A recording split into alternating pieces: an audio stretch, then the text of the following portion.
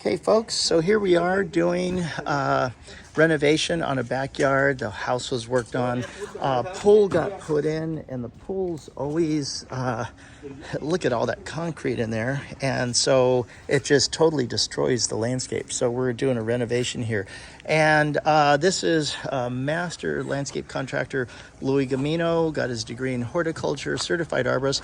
Louis, you want to tell us what's going on with the yard here? Yeah, so today we are getting the calendars planted around the perimeter there. They built this really nice deck with jacuzzi, a pool right below it. So they're really going to be utilizing this area. They want to have some green walls, which the calandra in espalier form is going to make sure to go ahead and do that. Known as a pink powder puff, hummingbirds love it as well.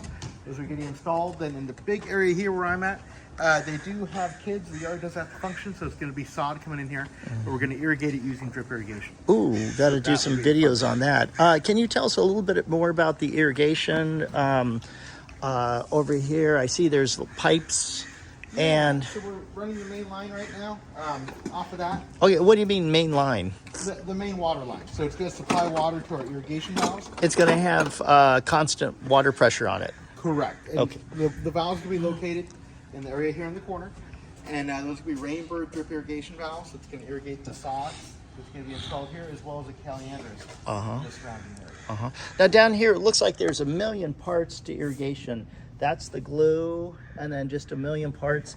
And what's your thinking as far as like how you're gonna, because irrigation is the lifeblood of a landscape. What are you gonna do here? You said you're gonna do drip irrigation to grass, right? Correct. So it's gonna be subsurface drip irrigation. So underneath the grass that's gonna be laid here, there's gonna be a series of pipes of lateral lines that are gonna have water supplied to them.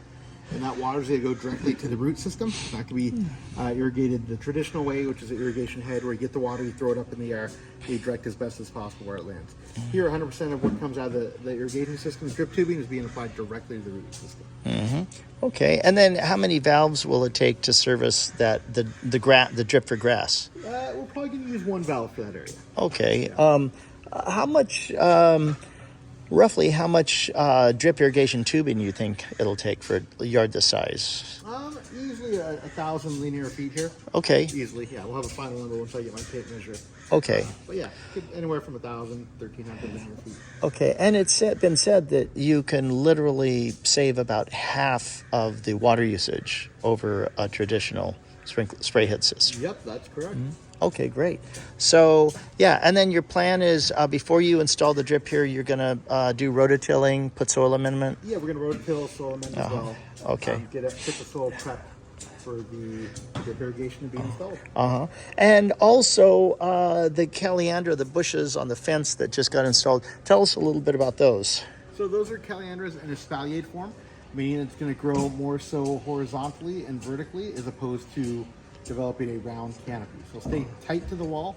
It does have that beautiful pink-red flower, which is known as a pink powder puff. Hummingbirds love it, so it's hummingbird magnet. Once that thing is blooming, hummingbirds will be abound in this yard. Okay, great. Can't wait for the progress. Next week, installation of drip irrigation. Yep. Okay, thanks for joining us. Take care, everyone. One last look.